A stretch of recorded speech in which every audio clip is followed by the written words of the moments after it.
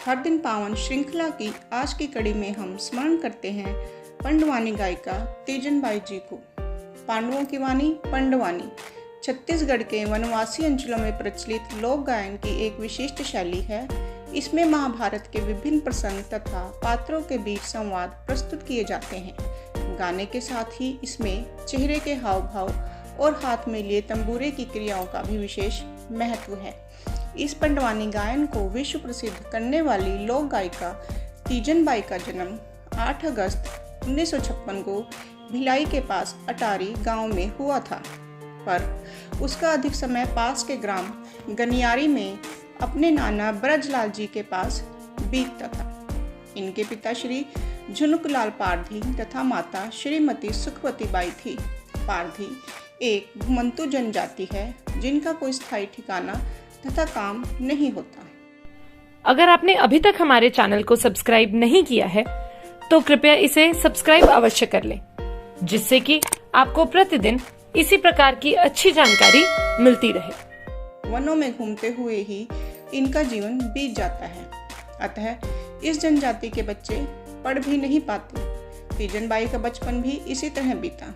जब घर के सब युवा सदस्य रोजी रोटी की व्यवस्था करने जंगल में चले जाते थे, तब घर पर वृद्ध नाना जी और तीजन ही रह जाते थे। ऐसे में नाना जी प्रायः पंडवानी गाते थे। तीजन की बुद्धि तीव्र और स्मरण शक्ति अद्भुत थी। कुछ ही समय में उसे पूरी कथा याद हो गई।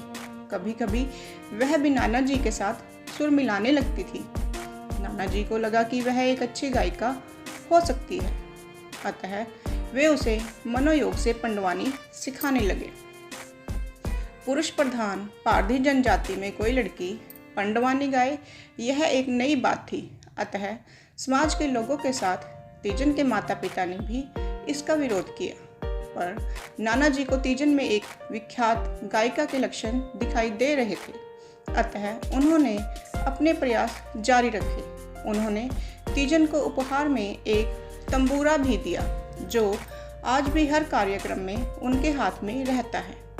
तीजन का उत्साह बढ़ाने के लिए उनके नाना जी ने अपने गांव में ही उनके कुछ कार्यक्रम कराए। उनमें वह भजन और फिल्मी गीत गाती थी। कुछ समय बाद तीजन को प्रायः सपने में आकर कोई स्त्री कहती कि फिल्मी गीत छोड़ो और तंबूरे की शरण लेकर केवल पंडवानी ही गाओ। इसे ईश्वरीय संकेत समझकर तीजन पूर्णतः पंडवानी को समर्पित हो गई। कुछ समय बाद उन्होंने श्री उमेश सिंह से प्रशिक्षण लेकर अपनी मंडली बना ली तथा निकटवर्ती उत्सव और मेलों में जाने लगी। पंडवानी की 2 शैली हैं, बैठकर गाने वाली वेदमती शैली तथा खड़े होकर गाने वाली कापालिक शैली। महिलाएं प्रायः बैठकर गाती थी, पर तीजन बाई ने कापालिक शैली को अपनाया। उन दिनों उन्हें एक कार्यक्रम में केवल 100 रुपये मिलते थे, अतः आर्थिक समस्या सदा बनी रहती थी। एक बार विख्यात रंगकर्मी हबीब तनवीर ने दिल्ली में प्रधानमंत्री इंदिरा गांधी के सम्मुख उनका गायन कराया। इससे वे देश भर में प्रसिद्ध हो गई।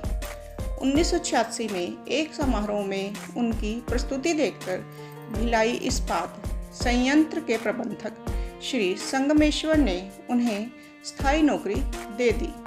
इस प्रकार नियमित आय होने से तीजन को अभ्यास के लिए पूरा समय मिलने लगा। इसके बाद तो सफलता एवं प्रसिद्धि का उनका रथ कभी रुका नहीं। वे भारत के हर राज्य के साथ ही विश्व के कई देशों में पंडवानी गायन कर चुकी हैं। पद्म भूषण तथा सैकड़ों अन्य सम्मानों से विभूषित तीजन बाई इस प्रकार भारतीय संस्कृति की सुगंध पूरी दुनिया में बिखेर रही हैं। भारत माता की जय।